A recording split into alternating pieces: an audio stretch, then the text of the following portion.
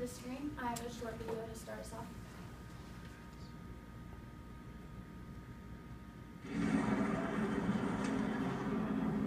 The 19th of April, 1995. Oklahoma City, the heartland of America, is hit by the deadliest terrorist attack the nation had ever suffered.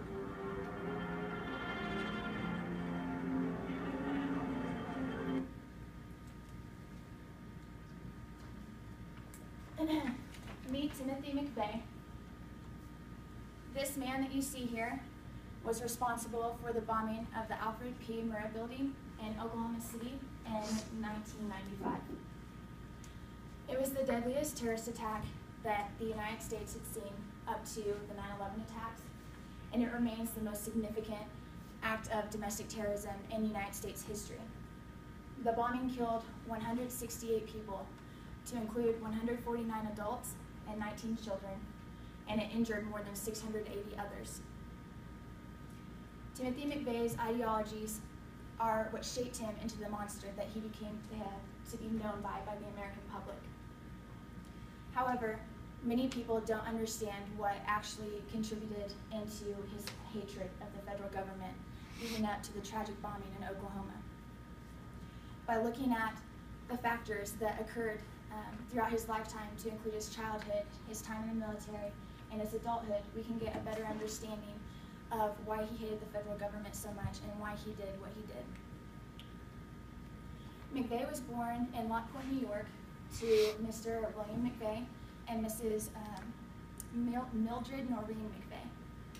He was the only son of 3 children, and he was the middle child. His parents divorced when he was only 10 years old, and after that, he moved to Pendleton, New York with his father. When he was little, he was described by his peers as being really scrawny and unathletic.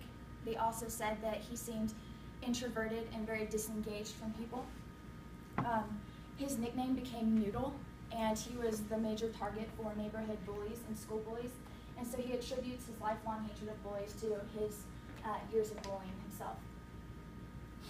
During his childhood, he also developed a fascination for guns. 4 years after his mother left his family, McVeigh began stockpiling lots of food and camp equipment in preparation for a nuclear attack or a communist overthrow of the government. Following his high school graduation, he took on a series of short-term jobs to include being a gun salesman at a sporting goods store and being a security guard. And in 1988, McVeigh enlisted in the United States Army. In May of 1988, he graduated the United States Army Infantry School, and while in the military, he used much of his spare time to become very knowledgeable in firearms, sniper tactics, and explosives. He was a top-scoring gunner with the 25mm cannon.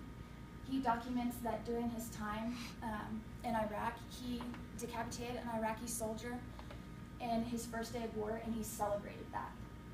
He had been stationed at Fort Riley, Kansas, and that was before he got deployed on Operation Desert Storm. When he came back, he really wanted to be in the United States Army Special Forces, and he got into the pre-selection program, but then he was shortly kicked out after his psychological physical didn't allow him to be, he wasn't suitable for SF. And so after finding that out, he decided to leave the Army, and he was discharged on December 31st, 1991. After his discharge, he returned to New York, where he worked many jobs with security, and he experienced serious depression, and his hatred for U.S. foreign policy and gun control, and what he thought were conspiracies involving the United Nations. In a letter to the local paper in 1992, he wrote, "America is in decline. Do we have to shed blood to reform the current system?" He began thinking more seriously about actually doing something to the federal government to get someone to start listening to what he had to say, especially after the Ruby Ridge incident. Basically, the Ruby Ridge incident, it was a siege in Idaho in 1992 involving a local Idahoan, Bryce Weaver, his family, and his friend Kevin Harris, and agents of the United States Marshal Service and the FBI. It resulted in the death of Weaver's son, his wife, and one of the deputies who were working. Another factor that majorly contributed to how McVeigh felt about the federal government was the Waco siege. Basically, the Waco siege was about this religious group called the Branch Davidians, led by David Koresh. They lived on this site called, let me get it right, Mount Carmel Center. There were allegations against their leader, Koresh, saying that he had been physically abusing people and that he was committing statutory rape because of all of his underage wives that he had. There was also suspicions of him stockpiling illegal weapons at their site. A UPS representative called into the county sheriff's department and told them of a suspicious weapon that he had delivered. One of the packages had gotten opened during delivery, and he looked in and there were firearms, grenade casings, and black powder inside, and so he thought that that needed to be pushed on. After delivering that to the county sheriff's office, it went to ATF, which is the Bureau of Alcohol, Tobacco, and Firearms. They went in and basically a gun battle between the two sides started. It resulted in 4 deaths of agents and 6 of the Branch Davidians. And after their raid was not successful, the FBI decided to get involved. They came in. There was 51 days of battle between the two. The FBI launched an attack, and they initiated a tear gas attack, and they were using combat engineer vehicles to try to drive the Branch Davidians out. And during all this, somehow a fire got started that engulfed their site, so the whole Carmel Center was engulfed in fire, resulting in 76 people killed, including their leader, David Koresh. Because of this, McVeigh thought that military actions in the 1980s were becoming too militaristic and too violent. He compared the actions that were taken during the Waco siege to those that would occur in China and their country, deploying tanks against its own citizens, and he had a huge problem with this. I want to read a letter. I won't get through all of it. It's an excerpt from a letter he wrote to Fox News explaining why he did what he did. I chose to bomb a federal building because such an action served more purposes than other options.